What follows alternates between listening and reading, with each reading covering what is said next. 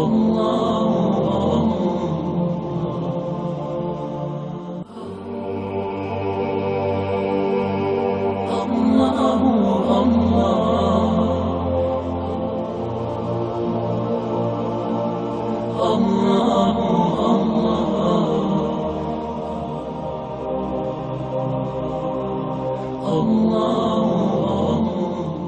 بلا تاخیر اب مہمان علماء کرام کو آپ کے سامنے حاضر کرنے جا رہے ہیں۔ ہماری پہلی تقریر ہوگی اس خوبصورت اور خوبصیرت نوجوان عالم دین کی جن کو اس سے پہلے بھی ہم 2 مرتبہ اپنے شہر میں سن چکے ہیں، لیکن آپ کا بیان اور آپ کی تقریر یقیناً پیاس نہیں بجھ پاتی ہے۔ میری مراد اس سے شیخ عبدالحسیب مدنی حفظہ اللہ سے ہے۔ آپ کا عنوان ہے اسلام کا شاندار ماضی اور آج کا مسلمان۔ ہم پوری امید رکھتے ہیں کہ آپ کے اس عنوان کے تحت آپ کا بیان ہوگا اور ہمارے سامعین آپ سے پورا دینی فائدہ اٹھائیں گے انشاءاللہ۔ شیخ سے گزارش ہے تشریف لائیں۔ السلام علیکم ورحمۃ اللہ وبرکاتہ۔ الحمد للہ رب العالمین والصلاة والسلام على اشرف الانبیاء والمرسلین وعلى آلہ واصحابہ اجمعین ومن تبعهم بإحسان إلى يوم الدين. أما بعد فأعوذ بالله من الشيطان الرجيم. بسم الله الرحمن الرحيم. يا أيها الذين آمنوا اتقوا الله حق تقاته ولا تموتن إلا وأنتم مسلمون. يا أيها الناس اتقوا ربكم الذي خلقكم من نفس واحدة وخلق منها زوجها وبث منهما رجالا كثيرا ونساء واتقوا الله الذي تساءلون به والأرحام إن الله كان عليكم رقيبا. يا أيها الذين آمنوا اتقوا الله وقولوا قولا سديدا يصلح لكم أعمالكم ويغفر لكم ذنوبكم ومن يطع الله ورسوله فقد فاز فوزا عظيما. أما بعد فأعوذ بالله من الشيطان الرجيم. بسم الله الرحمن الرحيم.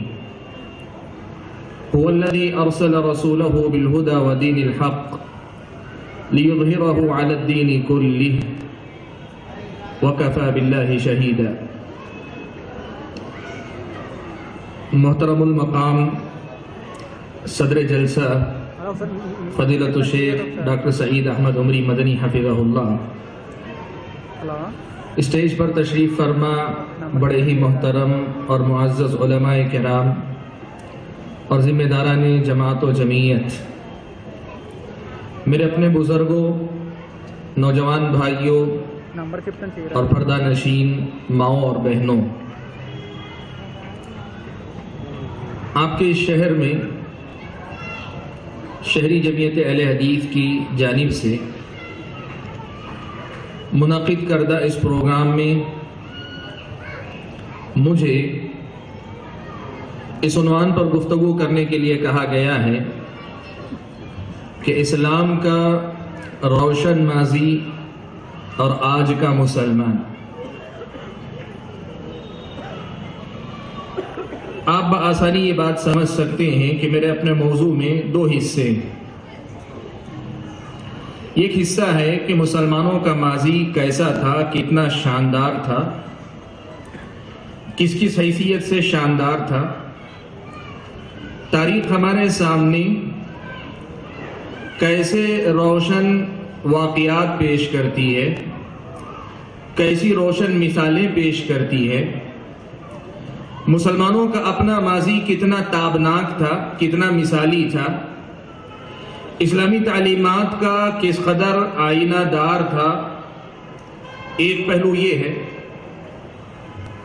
اور دوسری طرف آج کا جو مسلمان ہے، اس مسلمان کی ایمانی اور عملی زندگی کا جائزہ ہے کہ آج کے مسلمانوں کا ایمان کیسا ہے، ان کا اپنا عمل کیسا ہے، ان کا اپنا کردار کیسا ہے، اخلاق کیسا ہے، ان کی صبح کیسی گزرتی ہے، ان کی شام کیسی گزرتی ہے، یہ اپنے گھر میں کیسے ہیں، اپنے بیوی بچوں کے ساتھ کیسے ہیں، اپنے بڑوں کے ساتھ کیسے ہیں، اپنے چھوٹوں کے ساتھ کیسے ہیں، ان کے اپنے ذاتی معاملات کیسے ہیں، تجارت اور لین دین کی کیا صورتحال ہے، ان دونوں کا موازنہ مجھے آپ کے سامنے پیش کرنا ہے۔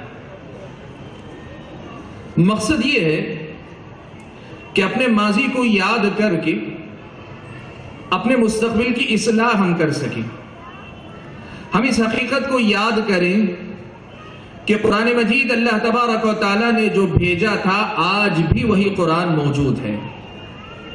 پیارے نبی صلی اللہ علیہ وسلم کی جو احادیث تھیں آج بھی موجود ہیں، اور میں یہ کہوں تو آپ تعجب نہ کریں کہ پہلے کے مقابلے میں عام انسان کی پہنچ قرآن اور حدیث تک آج زیادہ ہے۔ پھر سوال یہ پیدا ہوتا ہے کہ قرآن وہی ہو، حدیث بھی آپ کے سامنے ہو، آپ کا رب بھی وہی ہو، آپ کا دعویٰ کہ ہم نبی کی سنت کی پیروی کرتے ہیں، ان نبی کی سنت بھی باقی ہو، لیکن آج کا مسلمان ماضی کے مسلمان سے کافی مختلف ہو، یہ چیز سمجھ میں آنے والی نہیں ہے۔ پیغام یہ دینا ہے کہ سب مل کر اپنے نفوس کا جائزہ لیں، اپنے آپ کا جائزہ لینے کے بعد آج کی اس کانفرنس کا جو بنیادی عنوان رکھا گیا ہے، پیغام بھی رکھا گیا ہے فَفِرُّوا إِلَى اللَّهِ، کہ پھر سے ایک مرتبہ اللہ تعالیٰ کی طرف دوڑو، پلٹ کر آؤ، دوسرے الفاظ میں توبہ کرو، دوسرے الفاظ میں رجوع کرو۔ تم اللہ کے بندے ہو، پھر سے اللہ کے بندے بن جاؤ، تم نبی کے امتی ہو، پھر سے نبی کی سنت کے متوالے بن جاؤ، تم مسلمان ہو تو اسلام تمہاری اپنی زندگی میں نظر آئے، تم اگر اسلام کو اپنی شان سمجھتے ہو تو تمہاری اپنی زندگی میں واقعی یہ شان نظر آنی چاہیے۔ مسلمان چلتا پھرتا کتاب و سنت کا پیکر نظر آنا چاہیے، یہی میرا اپنا عنوان ہے۔ بھائیو، جو بات میں نے مختصر الفاظ میں آپ کے سامنے کہہ دی، جتنی دیر بھی رہوں گا میں اسی عنوان پہ بات کروں گا، لیکن میں ابتدا ہی میں یہ بات آپ کے سامنے واضح کر دوں، میں صرف ماضی کی تابناک تاریخ سنانا چاہوں گا، میں تھک جاؤں گا، میرا وقت ختم ہو جائے گا۔ ہماری تاریخ اتنی روشن ہے کہ وہ ختم نہیں ہوگی، اور اگر میں آج کے اپنی مسلمان سماج اور معاشرے کی صورتحال پہ اگر بات کرنا چاہوں، اللہ معاف فرمائے ہم سب کو، خرابیاں اتنی ہیں کہ پھر سے میں تھک جاؤں گا، وقت ختم ہو جائے گا، لیکن معاشرے کی خرابیوں کا خاتمہ نہیں ہو سکے گا۔ بنیادی پیغام میں نے آپ کو دے دیا ہے، اور یہیں سے پلٹ بھی جاؤں تو آپ یوں نہ سمجھیں کہ میری تقریر ادھوری، پیغام بہت واضح الفاظ میں نے دیا ہے کہ رب کی کتاب اور نبی کی سنت آئی اس لیے تھی کہ یہ کتاب الفاظ میں نہ رہے، میرے اور آپ کے کردار میں ڈھل جائے۔ لوگ قرآن دیکھ کر نبی کی تعلیمات کو دیکھنے کے بجائے مسلمان کی سیرت کو پڑھ کر کہیں کہ دیکھو نبی نے یہ تعلیمات دی۔ یہ اصل پیغام تھا، اسی کے لیے ہم آئے تھے۔ کنتم خیر امت اخرجت للناس، تم بہترین امت ہو جو لوگوں کے لیے نکالی گئی ہے۔ تم چلتا پھرتا کردار ہو، تم چلتے پھرتے اسلام ہو، تم چلتی پھرتی دعوت ہو۔ تمہیں دیکھ کر یہ غیر مسلم سمجھے کہ اسلام ایسا ہوتا ہے، تمہیں دیکھ کر اسے پتا چلے کہ رب کا پیغام ایسا ہوتا ہے، تمہیں دیکھ کر اسے پتا چلے کہ ایک انسان کی زندگی میں کیسا انقلاب آتا ہے اگر وہ قرآن و سنت کی تعلیمات پہ چلنے والا بن جائے۔ اور اگر ایسی صورتحال نہیں، ہمیں اپنا کردار بتاتے ہوئے شرم آتی ہے، ہمیں مسلمانوں کی مثال دیتے ہوئے شرم آتی ہے۔ آج ہمیں یہ کہنے کی ضرورت پیش آتی ہے غیر مسلم کے سامنے کہ تم مسلمان کو نہ دیکھو، اسلام کو قرآن و سنت میں دیکھو، تو اس کا مطلب یہ ہوا کہ کام بہت زیادہ باقی، محنت بہت زیادہ باقی، کوشش کرنے کی بہت زیادہ ضرورت ہے۔ اور یہ کوشش مجھے کہنے دیں ایسے بڑے جلسوں سے پوری نہیں ہونے والی۔ یہ یقیناً بہت بڑا ذریعہ ہے کہ آپ کو یہاں اکٹھا کر کے آپ کو یاد دہانی کروائی جائے، آپ کو یہ پیغام دیا جائے کہ دیکھو تمہیں کہاں ہونا چاہیے تھا، تم کہاں کھڑے ہو، تمہارا کردار کیسا آئینہ ہونا چاہیے تھا، تمہارا چہرہ اس آئینے میں کس قدر بدنما نظر آتا ہے۔ یہ ایسے بڑے کانفرنسوں کے ذریعے بتایا تو جاتا ہے، لیکن یہ کافی نہیں۔ تیرے ہی سینے پہ جب تک نہ ہو نزول کتاب، تیرے ہی سینے پہ جب تک نہ ہو نزول کتاب، گرہ کشا ہے نہ رازی نہ صاحب کشاف۔ بڑے سے بڑا مفسر آ کے قرآن کے نکات نکال کے بیان کر دے، لیکن آپ سننے والے قرآن کی ایک آیت کو اپنے آپ کو قرآن کی آیت کا مخاطب سمجھ کر اپنے آپ کو بدلنے کا فیصلہ نہ کریں، یہ کانفرنسیں بیکار ہیں، یہ اجلاس بیکار ہیں، ان کا کوئی فائدہ نہیں اگر آپ کی زندگیوں میں تبدیلی نہیں آئی۔ ہاں، خرچ کرنے والوں کو خرچ کا ثواب مل جائے گا، بولنے والا اخلاص کے ساتھ بولتا ہو اسے اجر مل جائے گا، اور جو لوگ محنت کر رہے ہیں انہیں ان کی محنت کا اجر مل جائے گا۔ لیکن جو مقصد ہے کہ زندگیاں بدل جائیں، پھر سے ایک مرتبہ اسلام ہم لوگوں کی زندگیوں میں دیکھیں، ہم نے صحابہ کے بڑے تذکرے سنے ہیں، ہم نے تابعین کے بڑے کارنامے سنے ہیں، پھر سے ہم ایک مرتبہ ان کی ایک جھلک اس معاشرے میں دیکھ لیں، یہ مقصد پورا نہ ہو تو اس کا مطلب یہ ہوا کہ بنیادی مقصد میں ہم اپنے پروگراموں میں ناکام ہیں۔ بھائیوں، میں نے جیسے کہا مجھے جس عنوان پہ آپ کے سامنے گفتگو کرنی ہے وہ عنوان ہے اسلام کا تابناک ماضی، روشن ماضی اور آج کا مسلمان۔ میں یہ کوشش کروں گا کہ اسلام نے کیا خیر و خوبی پچھلے زمانے میں دکھلائی ہے، انسانی زندگی پہ اسلام نے کس کس حیثیت سے اثر ڈالا ہے۔ پرانے زمانے کے جو مسلمان صحابہ کے زمانے سے لے کر جب تک خیر باقی تھا، پوری طریقے سے خیر میں کمی جب تک نہیں آئی تھی، اس زمانے کے مسلمانوں پر اسلام کا اثر کہاں کہاں ہوا، ان کے مزاج کہاں کہاں تبدیل ہوئے، میں ان کا ذکر کروں گا اور آپ سے گزارش یہ کروں گا کہ آپ اپنا محاسبہ خود کرتے جائیے، آپ جائزہ لیتے جائیے، دیکھیے اسی قرآن کے ماننے والے، اسی سنت پہ چلنے والے، اسی رب کی عبادت کرنے والے، اسی نبی کی امتی کہلانے والے، وہی اپنے آپ کو مسلمان کہنے والے، وہ ایسے تھے تو ہم کیوں ایسے نہیں؟ ہم کیوں ایسے نہیں؟ ہمارا کردار ایسا کیوں نہیں؟ ہماری شکل و صورت سے لے کے ہماری اور آپ کی زندگی کی صبح و شام کیوں مسلمانوں جیسی نہیں ہے؟ یہ سوال آپ اپنے آپ سے کیجئے، یہ سوال میں آپ سے نہیں کروں گا، اس لیے کہ میرے ہزار سوال آپ کا جواب نہیں دلا سکیں گے، لیکن آدمی اپنے آپ سے ایک مرتبہ پوچھنے پہ آ جائے پھر جواب دینے کی صلاحیت جو اپنے اندر پیدا کر سکتا ہے۔ ہم نے اپنے آپ کو بھلا دیا، تقریر بھی سنتے ہیں، ہم تلاش کرتے ہیں کہ میرے علاوہ اس تقریر کا مصداق معاشرے میں کون نظر آتا ہے۔ بخیلی کا تذکرہ ہو، یہ نہیں دیکھتا کہ ہفتہ گزر گیا میں نے خرچ کتنا کیا نہیں کیا، وہ دیکھتا ہے کہ معاشرے میں بخالت میں مشہور کون ہے۔ اس مزاج کے ساتھ زندگیاں نہیں بدلتی، اس مزاج کے ساتھ انقلاب نہیں آتا، اس مزاج کے ساتھ اسلام لوگوں کی زندگیوں میں نہیں آتا، اس مزاج کے ساتھ تبدیلی نہیں آیا کرتی، اس سوچ کے ساتھ مسلم معاشرہ نہیں بن سکتا، اس مزاج کے ساتھ ہم رب کے اچھے بندے نہیں بن سکتے، نبی کے سچے امتی نہیں بن سکتے۔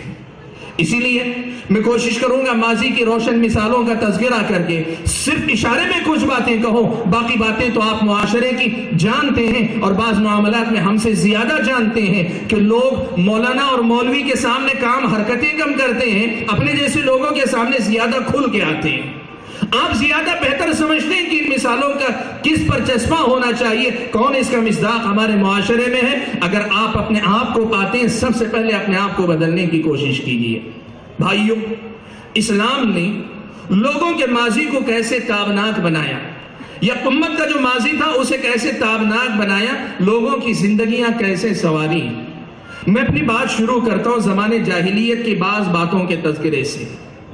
انسانی زندگی میں سب سے اہم چیز ہوتی ہے اس کا اپنا ایمان اور عقیدہ، اس کی اپنی سوچ اور اس کے اپنے خیالات۔ مکہ کے مشرک ایمان اور عقیدے کے معاملے میں اتنے کچے تھے، اتنے کمزور تھے کہ اپنے دل کی تسکین کے لیے جو حقیقی رب ہے اس پر ایمان کمزور ہوا تو پھر رب سے اتر کے مخلوقات کی طرف آئے، خالق کو چھوڑ کر مخلوقات کی طرف آئے، اور ہر چیز کے اندر خدا تلاش کرنے لگے۔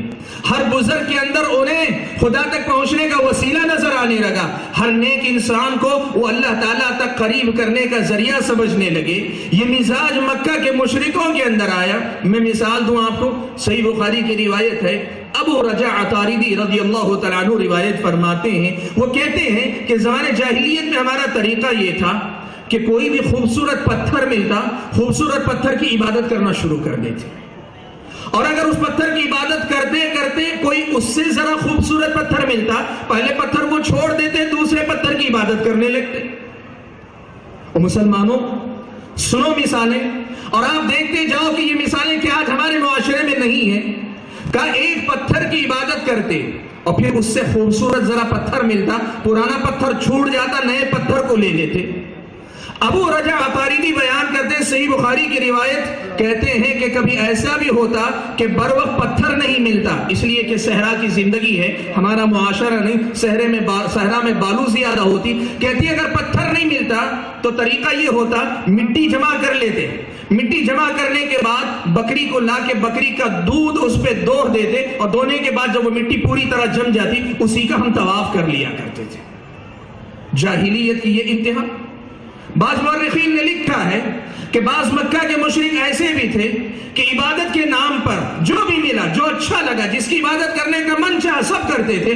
حد یہ ہے اجوا کھجور، وہ اجوا کی کھجور کو جو ہے پیس لیتے، پیس کر اس سے بت بنا لیتے، اس سے بت بنا لیتے، بت بنا کر اپنے ساتھ سفر میں رکھتے، چلتے رہتے، جہاں ضرورت پڑی نکالا اور اس کو رکھا، اس کی عبادت کی، پھر اٹھا کر اپنی بیگ میں رکھ لیا اور چلتے رہتے۔ اور پھر جب سفر میں بھوک ضرورت سے زیادہ لگتی، وہی بت باہر نکالتے، توڑتے اور اسے کھا جاتے۔ آپ دیکھیں بدعقیدگی، اللہ تعالیٰ سے دوری کا یہ نتیجہ، یہ ماحول تھا۔ پیارے نبی صلی اللہ علیہ وسلم جو اسلام لے کر آئے، اس اسلام نے رب کی ایسی معرفت دی، اللہ کی توحید کا ایسا سبق پڑھایا، ایسا سچا رشتہ بندوں کا اپنے رب سے جوڑا، ایسا واضح پیغام دیا کہ دنیا والوں، رب اور بندے کے درمیان عبادت کے لیے کوئی وسیلہ نہیں، رب اور بندے کے درمیان عبادت کے لیے کوئی ذریعہ نہیں، تم اپنے رب سے براہ راست پکارا کرو۔ وَإِذَا سَأَلَكَ عِبَادِي عَنِّي فَإِنِّي قَرِيبٌ، جب میرے بندے تم سے میرے بارے میں پوچھیں، جب میرے بندے تم سے میرے بارے میں پوچھیں، تم کہو انی قریب، میں بہت قریب ہوں، اجیب دعوت الداعی اذا دعان، جب بھی پکارنے والا پکارے تو میں اس کی پکار کو لبیک کہتا ہوں۔ فَلْيَسْتَجِيبُوا لِي، بندے مجھے کو پکاریں، وَلْيُؤْمِنُوا بِي، اور لوگ میری ہی عبادت کیا کریں، لَعَلَّهُمْ يَرْشُدُونَ، تاکہ وہ ہدایت یافتہ ہو جائے۔ اسلامی شریعت نے یہ جب پیغام دیا کہ ایک بندہ اپنے رب سے جڑنا چاہتا ہے، اپنے رب تک پہنچنا چاہتا ہے، تو اس کے اور بندے کے درمیان کوئی نہیں۔ آپ یہاں بیٹھے، یہیں سے بیٹھے اپنے رب کو پکاریے، آپ کی پکار آپ کے رب تک پہنچے گی۔ یہاں نہ کوئی واسطہ ہے، نہ کوئی وسیلہ ہے، کچھ نہیں، آپ اپنے رب تک براہ راست پہنچنے کی بات کیجئے۔ سبحان اللہ، سبحان اللہ۔ اس عقیدے کا نتیجہ یہ ہوا کہ پھر ان مسلمانوں کے دلوں کے اندر ایسا اعتماد، ایسا بھروسہ اور توکل کی ایسی کیفیت پیدا ہوئی کہ دنیا کی کوئی محبت پھر ان کے دل پہ غالب نہ آ سکی، رب کی محبت ہمیشہ غالب رہی۔ دنیا کی کوئی چیز انہیں ڈرا نہ سکی، رب کا ڈر ہی ان کے دلوں کے اندر سب سے زیادہ رہا۔ وہ رب کے ایسے بندے ہو گئے، ایسے متوالے ہو گئے، ایسے شیدا ہو گئے، رب کی توحید میں ایسے فدا ہو گئے کہ پھر دنیا نے کبھی یہ نہیں دیکھا کہ وہ اللہ تعالیٰ کے در کے علاوہ کہیں جا کے جھکتے ہوں۔ پھر کوئی پتھر نہیں رہا، پھر کوئی کنکر نہیں رہا، پھر کوئی درخت نہیں رہا، پھر کوئی نیک نہیں رہا، پھر کوئی ولی نہیں رہا، پھر کوئی مزار اور آستانہ نہیں رہ گیا۔ میں آپ کو بتاؤں، حضرت علی رضی اللہ تعالیٰ عنہ کی یہ روایت صحیح مسلم کی، حضرت علی رضی اللہ تعالیٰ عنہ نے یہ اسی قوم کے حصہ ہیں جو قوم اللہ تعالیٰ کی عبادت میں اس قسم کا شرک کیا کرتی تھی۔ حضرت علی رضی اللہ تعالیٰ عنہ نے ابو الحیاج اسدی کو مخاطب کرتے ہوئے کہا، الا ابعثک علی ما بعثنی علیہ رسول اللہ صلی اللہ علیہ وسلم، اے ابو الحیاج، اللہ کے نبی نے مجھے ایک مہم پہ بھیجا تھا، کیا میں تم کو اس مہم پہ نہ بھیجوں؟ کہا کیا مہم ہے؟ کہ اللہ تدع تمثالا الا طمست ولا قبرا مشرفا الا سویت، کہا کہ ایک بھی اگر مجسمہ کھڑے ہوئے دیکھو اس مجسمے کو تہس نہس کر ڈالو، اور ایک بھی قبر کو اگر اونچی دیکھتے ہو اس قبر کو زمین کے برابر کر کے چلے آؤ۔ بھائیو دیکھو یہ انقلاب کہاں سے کہاں پہنچا۔ شرک ان کے دلوں سے نکلا، شرک ان کے دماغ سے نکلا، شرک ان کی زندگی سے نکلا، شرک ان کے اپنے ایمان اور عقیدے سے نکلا، شرک ان کی زندگیوں سے رخصت ہوا۔ شرک کے جتنے مظاہر تھے معاشرے سے رخصت ہو گئے، پھر معاشرے میں کوئی بت نہیں رہا، پھر کوئی آستانہ نہیں رہا، پھر کوئی ایسا مقام نہیں رہا۔ حد تو یہ ہے کہ قبریں بھی اگر اونچی تھیں وہ قبریں بھی برابر کر دی گئیں۔ توحید کے معاملے میں اتنے حساس، اتنا تابناک مسلمانوں کا ماضی تھا۔ اور آج آپ کو کیا چاہیے؟ گلی میں کتنے مزار چاہیے؟ औलिया के नाम पे कितने झंडे चाहिए आपको, कितने डंडे चाहिए। और माफ करना मेरे मुसलमान भाइयों, बात मसलक और मजहब की नहीं, रब की किताब पढ़ के देखो, नबी की सुन्नत पढ़ के देखो। शिर्क के जो मज़ाहिर मक्का के मुशरिकों के अंदर पाए जाते थे, शायद वो कम है, उससे ज्यादा आज मेरे और आपके मुस्लिम मुआशरे के अंदर नजर आते हैं। ये माजी है और ये हाल है, ये रोशन माजी है कि अल्लाह तबारक व तआला की तौहीद का इतना वाज़ेह तस्वुर कि हजरत अली मुहिम पर भेजते हैं, और दूसरी तरफ आज हमारा ये हाल, आज हमारी ये सूरत हाल, आज हमारे मुआशरे की ये तस्वीर जिसे हम और आप जानते हैं। और भाइयों, ये सिर्फ जाहिर पे नहीं था, तौहीद ऐसी उनकी दिलों के अंदर बैठी थी, तौहीद उनके दिलों के अंदर ऐसी बैठी थी कि हजरत अब्दुल्लाह इब्न मसूद रज़ी अल्लाह तआला अन्हु एक रिवायत नकल करते। देखिए, तौहीद जिसे कहते हैं वो सिर्फ जाहिरी मज़ाहिर को खत्म करने का नाम नहीं, रब से ऐसे सच्चे और पक्के रिश्ते का नाम है कि उस रिश्ते के बाद बंदा सबसे बेनियाज होकर एक अकेले अल्लाह का मोहताज हो जाता है, सबसे ला ताल्लुक होकर सिर्फ अल्लाह ताला से जुड़ जाता है। उसके सारे मसाइल अल्लाह ताला के दर से वाबस्ता होते हैं, उसकी सारी जरूरतें अल्लाह ताला तक पहुंचती हैं। वो ये नहीं कहता मैं गुनहगार हूं, मैं अल्लाह ताला तक नहीं पहुंच पाता, वो ये नहीं कहा करते। मैं आपको बताऊं, हजरत अब्दुल्लाह इब्न मसूद रज़ियल्लाहु तआला अन्हु रिवायत फरमाते हैं कि अल्लाह के नबी सल्लल्लाहु अलैहि वसल्लम ने फरमाया, अत्तियरतु शिरकुन, अत्तियरतु शिरकुन, अत्तियरतु शिरकुन। का बदफाली लेना, क्या मतलब? किसी को मनहूस समझना, फुला की शक्ल देख ली, बिल्ली ने रास्ता काट दिया, फुला वाकया हो गया, फुला बात हो गई, अब कुछ भी भला नहीं होगा। अल्लाह के नबी ने कहा कि ये शिर्क है, ये शिर्क है, ये शिर्क है। नबूवत का ये तस्वुर, खैर और शर का मामला अल्लाह के अलावा गैरुल्लाह से जोड़ लेना, किसी वाक़ियत को खैर का सबब बना देना अपनी तरफ से, और ये समझ लेना कि परिंदा अगर दाएं उड़कर गया तो खैर ही खैर है, और अगर बाएं उड़कर गया तो शर ही शर है। ये खैर और शर के मामलात अल्लाह ताला से जुड़े हुए हैं। हजरत अब्दुल्लाह इब्न मसूद रज़ियल्लाहु तआला अन्हु की इस रिवायत में देखो, तौहीद उनके दिल और दिमाग में कैसे उतरी हुई थी। कहते हैं हजरत अब्दुल्लाह इब्न मसूद, अल्लाह के नबी ने कहा कि बदफाली लेना शिर्क है, बदफाली लेना शिर्क है, बदफाली लेना शिर्क है। और उसके बाद कहा वमा मिन्ना इल्ला, वमा मिन्ना इल्ला, कहने लगे कि बात तो ये है कि हम में से जो भी है उसके दिल में ऐसे ख्यालात आते जरूर हैं, ऐसे ख्यालात आते जरूर हैं। एक किस्म का डर, एक किस्म का वसवसा, एक किस्म की परेशानी, पता नहीं क्या हो जाएगा, हमने ये मंजर देख लिया, पता नहीं क्या हो जाएगा। लोगों के दिलों के अंदर डर आता है। लेकिन तौहीद जब पक्की होती है तो क्या होता है? हजरत अब्दुल्लाह इब्न मसूद कहते हैं वलाकिन्नल्लाह युज़हिबुहु बित्तवक्कुल, अल्लाह तबारक व तआला तवक्कुल के जरिए इसका खातिमा कर देते हैं। तौहीद ऐसी दिल के अंदर बैठती है कि फिर मोमिन बंदा सिर्फ अल्लाह ताला पे भरोसा करता है। उसे मालूम है कि अल्लाह ताला की मर्जी ना हो बाल भी बाका नहीं हो सकता, और उसे मालूम है अल्लाह ताला अगर कुछ तकलीफ देने पे आ जाए दुनिया की कोई ताकत उसे रोक नहीं सकती। ये तौहीद सहाबा की अमली जिंदगी में नजर आती है, ये तौहीद सहाबा के मिजाज में नजर आती है। मुसलमानों बताओ, क्या तुम्हें अल्लाह ताला पे वाकई ऐसा भरोसा है कि रब हमारा है तो फिर कायनात हमारी है, रब से हमारा रिश्ता कमजोर तो फिर सारी कायनात हमारे लिए मुसीबत है? अल्लाह ताला ने अपने नबी को दुआ सिखाई, अल्लाहुम्मा ला मानिअ लिमा अअतैत वला मुअतिय लिमा मनअत वला यनफअु ज़ल जद्द मिनकल जद्द। कि अल्लाह तबारक व तआला, तू अगर देना चाहे दुनिया की कोई ताकत नहीं जो रोक सके, और अगर तू रोक ले दुनिया की कोई ताकत नहीं जो दे सके। वला यनफअु ज़ल जद्द मिनकल जद्द, तेरे मुकाबले में किसी नसीब वाले का नसीब कभी उसके कुछ काम आने वाला नहीं। ये अकीदा सहाबा की जिंदगियों में देखो, और यही सोच सवाल करो क्या मेरी और आपकी जिंदगी में आपको और मुझको अल्लाह ताला पे ऐसा यकीन है, ऐसा ईमान है, ऐसा तवक्कुल, ऐसा भरोसा अल्लाह ताला पर है? अगर है तो फिर तो सुभान अल्लाह, लेकिन नहीं है। और सच्चाई यही है कि मुझे कहने दे, औरों तो औरों की बात है, अपनों में ये मिजाज नहीं रह गया। लोगों के साथ रहते रहते सूरत हाल ये हो गई है, अपनों में नहीं रह गया।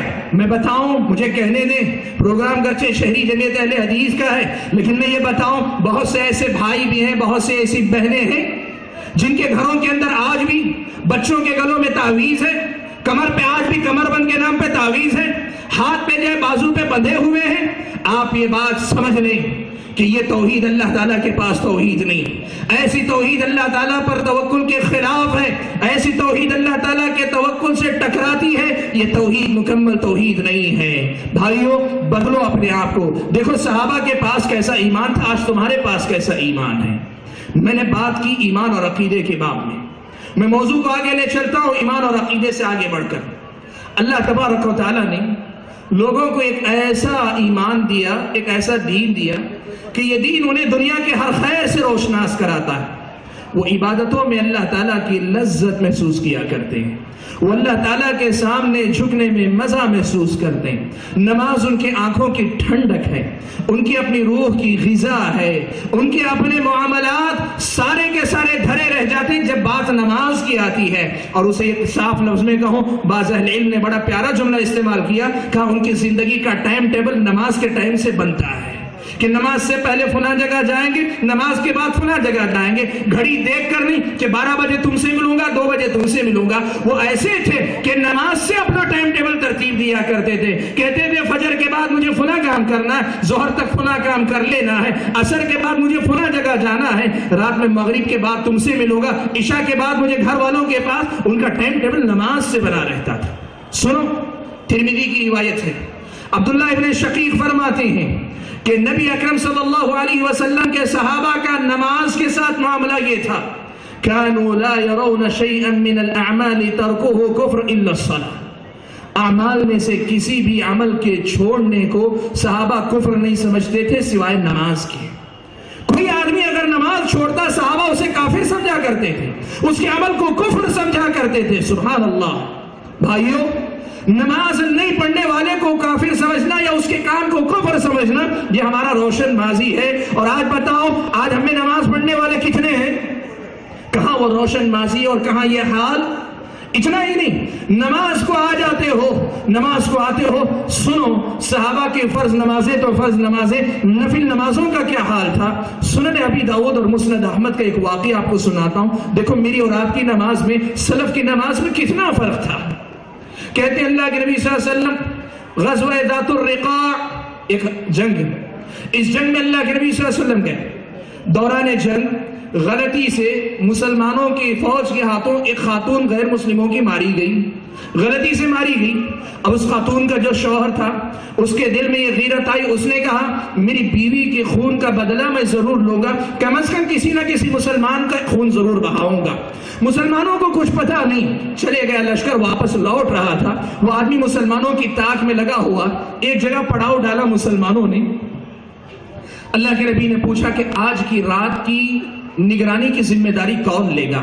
ایک انصاری صحابی اور ایک مہاجر صحابی دونوں نے کہا ہم اپنی ذمہ داری لے لیں گے۔ اللہ کے نبی نے کہا ٹھیک ہے، اس لیے کہ دشمن کے حملہ کرنے کا ڈر تھا۔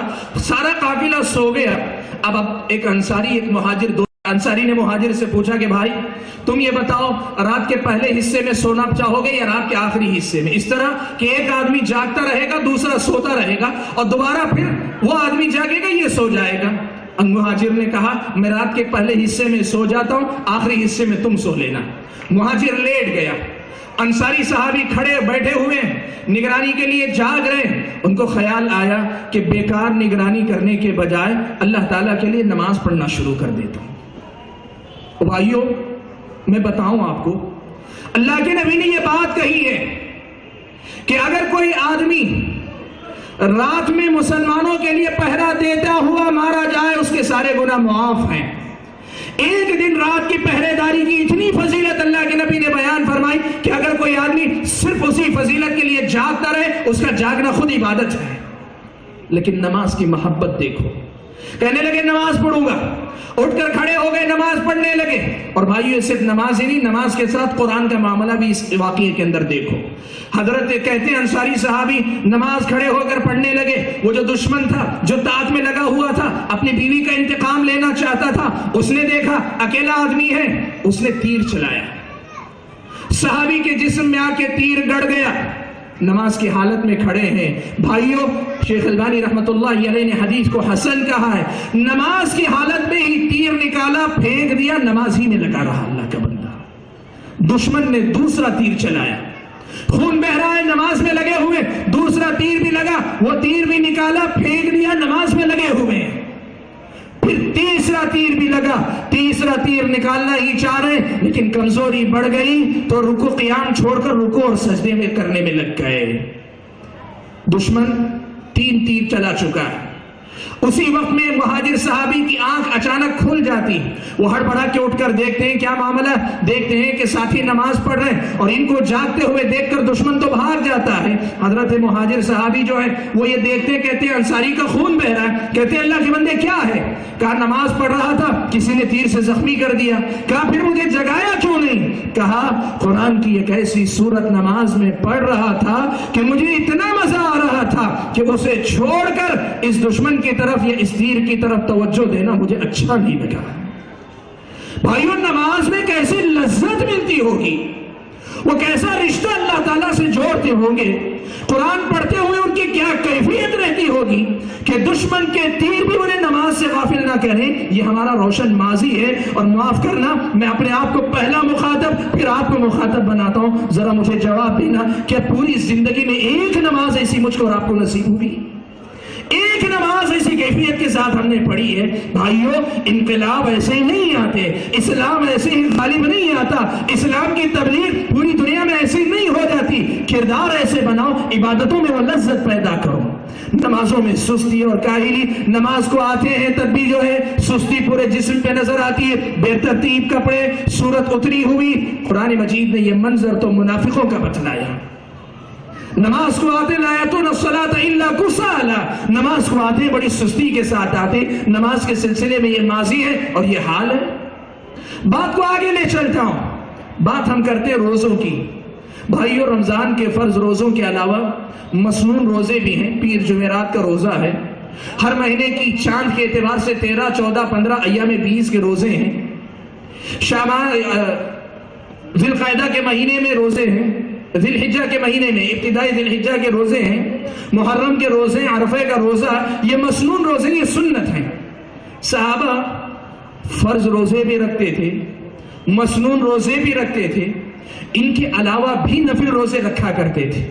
سبحان اللہ۔ حضرت عبداللہ ابن عمرو ابن عاص رضی اللہ تعالیٰ عنہ اللہ کے نبی کے پاس آتے ہیں، کہتے ہیں اللہ کے نبی میں مسلسل روزے رکھ رہا ہوں۔ اللہ کے نبی، بلکہ اللہ کے نبی بلاتے ہیں۔ حضرت عبداللہ ابن عمر نے مسلسل روزے رکھنا چھوڑ دیا، ایک دن بھی ناغہ نہیں، روزانہ روزے سے رہتے ہیں۔ اللہ کے نبی نے بلا کر کہا کہ عبداللہ مجھے پتا چلا ہے کہ تم روزانہ روزہ رکھتے ہو۔ کہا اللہ کے نبی میں رکھتا ہوں۔ کہا ایسا مت کرو۔ حضرت عبداللہ ابن عمر نے کہا اللہ کے نبی آپ تو روزہ رکھتے ہیں، آپ تو روزانہ مسلسل روزہ رکھتے ہیں، اور اللہ کے نبی کا یہ طریقہ تھا جب روزے رکھنا شروع کرتے مسلسل روزے رکھنا شروع کرتے، اور کبھی روزہ چھوڑتے کئی دن تک روزہ نہیں رکھا کرتے، نبی کا طریقہ تھا۔ حضرت عبداللہ ابن عمر نے کہا اللہ کے نبی انکا تواصل، اللہ کے نبی آپ مسلسل روزے رکھتے ہیں نا؟ اللہ کے نبی صلی اللہ علیہ وسلم نے کہا کہ میرا معاملہ تم سے الگ ہے، مجھے اللہ تعالیٰ کھلاتے پلاتے ہیں، مجھے اللہ تعالیٰ کھلاتے پلاتے ہیں۔ حضرت عبداللہ ابن عمر کو روزانہ روزہ رکھنے سے منع فرمایا۔ حضرت عبداللہ ابن عمر اصرار کہہ رہے ہیں کہ اللہ کے نبی مجھے بھی روزہ رکھنے کی اجازت دیجیے، اور اللہ کے نبی منع کر رہے ہیں کہ نہیں ایسا مت کرو۔ بات کہاں تک پہنچتی ہے؟ بات یہاں تک پہنچتی ہے کہ اللہ کے نبی بالآخر کہتے ہیں اگر رکھنا ہی چاہتے ہو تو ایک کام کرو، داؤد علیہ السلام کا روزہ رکھ لیا کرو۔ اور داؤد علیہ السلام کا روزہ یہ ہے کہ ایک دن روزہ رکھتے ہیں، دوسرے دن روزہ چھوڑ دیتے ہیں، پھر روزہ رکھتے ہیں، پھر روزہ چھوڑ دیتے ہیں، ایسے تم ایک دن روزہ چھوڑ کر ایک دن رکھ لیا کرو۔ اور میرے بھائیوں، فرض تو فرض ہے، سنت تو سنت ہے، نفل روزوں کی اتنی حرص صحابہ میں سے بعض صحابہ کے اندر پائی جاتی تھی۔ میں یہ کہتا ہوں سارے لوگوں کے اندر نہیں، لیکن صحابہ میں سے بعض جیسے ہی روزہ رکھتے تھے۔ کیا ہمارے معاشرے میں ایسے روزے دار ہیں؟ کیا ہمارے معاشرے میں نفل روزے کا یہ اہتمام ہے؟ یہاں تو نوبت یہ ہے کہ فرض تو دور، نفل تو دور کی بات، مسنون روزوں کا کوئی ٹھکانہ نہیں۔ اور افسوس تو اس وقت ہوتا ہے جب ہٹے کٹے نوجوان صحت مند آدمی رمضان کے روزوں کے سلسلے میں تال و لال آگے پیچھے کرتا ہے، تردد کا اظہار کرتا ہے، نہیں میری طبیعت شاید کچھ ہے، مجھے روزہ رکھنے میں تکلیف ہوتی ہے، بھوک لگ جاتی ہے۔ اور اللہ کے بندو، یہ ماضی اور یہ حال، کیسی دنیا میں انقلاب آئے گا؟ بدلو اپنے آپ کو۔ بات میں آپ کے سامنے کروں اللہ کی راہ میں خرچ کرنے کی۔ دیکھو صحابہ کرام کا ماضی کیسا تھا، صحابہ کرام کا ماضی کیسا تھا، آپ اندازہ لگاؤ۔ آپ کو صرف ایک دو صحابہ کا معاملہ سناتا ہوں.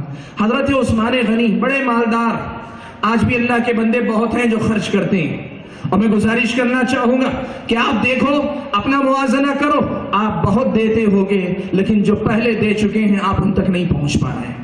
حضرت عثمان غنی رضی اللہ تعالیٰ عنہ کا معمول یہ لکھا ہے مورخین نے کہ جب سے اسلام قبول کیا، غلاموں کو آزاد کرنے کی فضیلت سنی، ہر جمعہ یہ غلام آزاد کیا کرتے تھے، ہر جمعہ یہ غلام کو خرید کر آزاد کر دیتے. اور پوری زندگی میں مورخین نے لکھا ہے 2400 غلاموں کو حضرت عثمان نے آزاد کروایا ہے. پیارے نبی صلی اللہ علیہ وسلم مکہ مدینہ کے اندر مسجد نبوی کی تعمیر کر لینے کے بعد، ایک مدت کے بعد جب تنگی ہونے لگی، اطراف و اکناف کے گھر اللہ کے نبی خرید کر مسجد کو بڑھانا چاہتے تھے، تو قریب کے لوگوں نے مسجد کو گھر دینے سے انکار کیا. کہا کہ ہمارے پاس یہی گھر ہے، اس کے علاوہ ہمارے پاس کوئی گھر بھی نہیں، اور اگر گھر باہر جا کے بنانا چاہیں تو استطاعت نہیں. حضرت عثمان غنی رضی اللہ تعالیٰ عنہ نے 25,000 درہم دے کر اطراف و اکناف کے گھروں کو خریدا، مسجد کے لیے وقف کر دیا. مکہ میں اللہ کے نبی صلی اللہ علیہ وسلم نے مکہ فتح کرنے کے بعد مکے کے اندر مسجد کی تعمیر اور توسیع کا ارادہ کیا. حضرت عثمان غنی رضی اللہ تعالیٰ عنہ نے 10,000 دینار دیے. اور جانتے ہو دینار کیا ہے؟ سونے کے سکے. 10,000 سونے کے سکے کوئی چھوٹی دولت نہیں. پرانا زمانہ ایسا تھا، 1 دینار میں 2 بکریاں لوگ خریدتے تھے. 1 دینار میں 2 بکریاں خرید لاتے تھے، یا کبھی 1 بکری خریدتے تھے. آپ اندازہ لگانا چاہو تو 10,000 دینار کا مطلب کم از کم 10,000 بکریاں حضرت عثمان نے وقف کر دی. اللہ کے نبی مدینہ ہجرت کر کے آئے، مسلمانوں کو پینے کے لیے پانی نہیں، یہودی کا ایک کنواں ہے، صرف ایک کنواں ہے. اسے اللہ کے نبی صلی اللہ علیہ وسلم نے کہا کون ہے جو مسلمانوں کو پانی پلانے کی خاطر اسے خرید کر دے دے. حضرت عثمان یہودی کے پاس جاتے ہیں، یہودی بیچنے کے لیے تیار نہیں ہوتا. حضرت عثمان غنی رضی اللہ تعالیٰ عنہ 12,000 دینار میں، 12,000 درہم میں حضرت عثمان غنی رضی اللہ تعالیٰ عنہ پہلے یہ معاملہ کرتے ہیں کہ ایک دن مسلمان تمہارے کنویں سے پانی لیں گے، اس کی قیمت میں تمہیں یہ دے دیتا ہوں کہ 12,000 درہم لے لو، روزانہ پانی لینے کی اجازت دے دو. اور پھر مسلمانوں کو حضرت عثمان یہ کہتے ہیں کہ ایک دن پانی لینے کی اجازت ہے، اتنا پانی لے لو کہ 2 دن تمہارے کام آ جائے، تاکہ دوسرے دن پھر یہودی کے سامنے جانا نہ پڑے. یہودی تنگ آ جاتا ہے، آ کر یہ کہتا ہے کہ عثمان تم نے لیا تو آدھا ہی، لیکن مسلمان 2 دن کا انتظام کر لے رہے، پھر پانی میرے پاس رہنے کا فائدہ کیا ہوا؟ عثمان تم خرید لو. حضرت عثمان یہ کہتے ہیں چلو ٹھیک ہے، مزید 8,000 درہم دے کے پورے 20,000 درہم میں پورا کنواں لے کر اللہ کی راہ میں وقف کر دیتے.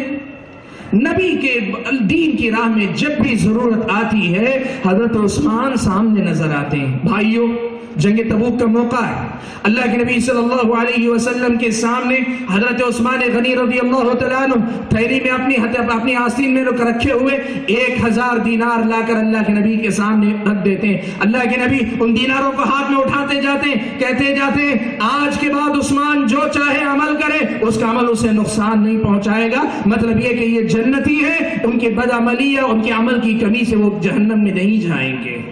بھائیو، اتنا سارا مال اللہ کی راہ میں دیتے تھے. اور یہ بات بتاؤں کہ یہ صحابہ میں سے ایک مالدار صحابی کا معاملہ، عبد الرحمن ابن عوف کی سخاوت کی بات کرو، ابو بکر صدیق کی سخاوت کی بات کرو، دیگر مالدار صحابہ کی سخاوت کی بات کرو، یہ دیکھو ہمارا روشن ماضی ہے. آج اگر مالدار خرچ کر رہے ہیں، میری یہ درخواست ہے آپ مالدار بھائیوں سے، آپ دولت مند بھائیوں سے کہ اپنے مال کی کثرت کو نہ دیکھو، موازنہ کر لو اپنے اسلاف سے، کہاں تمہارے اسلاف اور کہاں تمہاری دولت. اور میرے بھائیوں، اس خرچ کا دوسرا رخ بھی تمہیں بتانا چاہوں گا. لوگ یہ سمجھتے ہیں خرچ کرنے کا مطلب یہ ہے کہ مالداروں کو خرچ کرنا چاہیے. اور میرے بھائیوں، اسلامی شریعت یہ بتاتی ہے مالداروں کو تو دینا چاہیے، لیکن ہر مسلمان کو خرچ کرنے والا مسلمان ہونا چاہیے. دیکھو صحابہ کا ماضی کیسا ہے، صحابہ کی تاریخ ہمیں کیا بتاتی ہے. جنگ تبوک کا موقع ہے، اللہ کے نبی اعلان کرتے ہیں کہ بہت سخت سفر درپیش ہے، مال کی بہت ضرورت ہے، لا کر تم صدقہ کرو. حضرت عمر رضی اللہ تعالیٰ اپنا آدھا گھر لا کر اللہ کے نبی کے سامنے رکھ دیتے، آدھے گھر کا آدھا سامان. حضرت ابو بکر صدیق رضی اللہ تعالیٰ پورے گھر کا سامان لا کے اللہ کے نبی کے سامنے رکھ دیتے ہیں. دولت مند تو اپنی دولت لا کے لوٹا رہے ہیں، یہ غریب مسلمان، اور میں ایسا غریب جو ہم میں سے کوئی نہیں ہے، ہم سب اس سے مالدار ہیں، اور مجھے اس کا یقین ہے کہ یہاں بیٹھے سبھی لوگ انشاءاللہ اس غریب مسلمان کے مقابلے میں مالدار ہیں۔ اور بھائیو یاد رکھو، خرچ کرنے کا تعلق غربت اور مالداری سے نہیں، دل کے اس جذبے سے ہے کہ آدمی خرچ کرنے کا ارادہ کرے تو خرچ کرے گا۔ یہ غریب مسلمان یہ اعلان سنتا ہے، وہ یہ کہتا ہے کہ اللہ کے نبی مانگ رہے ہیں، میں کیسے خرچ کروں؟ وہ ایک تدبیر یہ سوچتا ہے، صبح صبح نکل جاتا ہے۔ ایک یہودی مدینے کے اندر، ایک یہودی کے باغ میں صبح سے شام تک پانی دینے، پانی لگانے، پانی سے سنچائی کرنے کا کام کرتا ہے۔ شام ہوتی ہے، یہودی اجرت کے طور پر ایک مٹھی کھجور، 2 مٹھی کھجور ان کے ہاتھ میں دے دیتا ہے۔ وہ صحابی وہی کھجور لے کر آتے ہیں، آ کر اللہ کے نبی کے سامنے کہتے ہیں، اللہ کے نبی آپ نے اعلان کیا، دینے کے لیے کچھ نہیں تھا، صبح سے شام کی محنت کے بعد یہ مٹھی میرے ہاتھ آئی ہے۔ منافقین موجود ہیں، منافقین اس مٹھی کو دیکھ کر طنز کرتے ہیں، تانا دیتے ہیں، لگتا ہے ان کا یہ مال نہیں ہوتا تو ہم جنگ ہار جاتے ہیں، لگتا ہے انہی کے مال سے ہم جنگ جیتنے والے ہیں۔